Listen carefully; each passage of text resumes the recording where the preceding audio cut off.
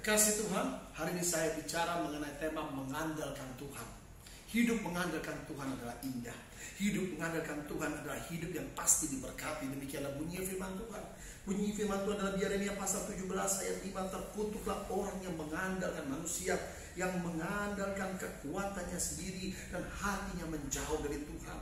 Kalau kita mengandalkan manusia lain, mungkin hari ini dia bisa berkata, besok aku bantu kamu, tapi besok bisa lupa dan mengecewakan kita.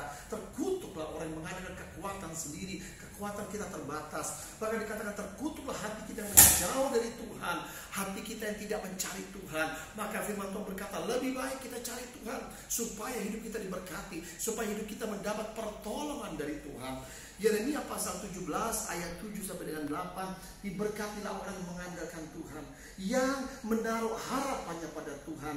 Ia akan seperti pohon yang ditanam di tepi air, yang merambatkan akar-akarnya ke tepi batang air, dan yang tidak mengalami datangnya panas terik, yang daunnya tetap hijau, yang tidak khawatir dalam tahun kering, dan yang tidak berhenti menghasilkan buah.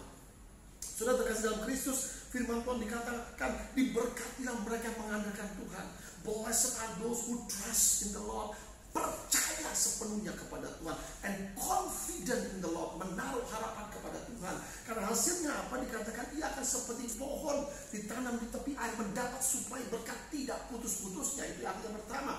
Kalau kita mengandalkan Tuhan, hidup kita diberkati tidak putus-putusnya.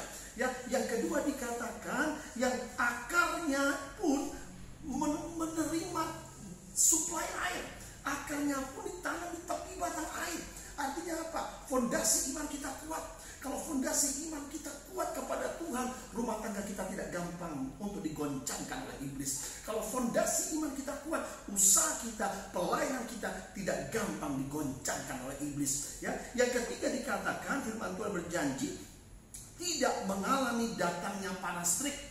Panas terik itu berbicara mengenai penghakiman Tuhan. Penghakiman Tuhan akan menimpa orang-orang fasik, orang-orang yang melakukan dosa, yang tidak percaya kepada Tuhan. Tetapi untuk orang yang percaya kepada Tuhan, ada favor of God, and ada juga disebut dengan grace of God, ada juga disebut mercy of God. Artinya kita yang percaya kepada Tuhan menerima kebaikan Tuhan, menerima kasih karunia Tuhan, menerima belas kasih Tuhan dan pengampunan Tuhan, ada penyertaan Tuhan.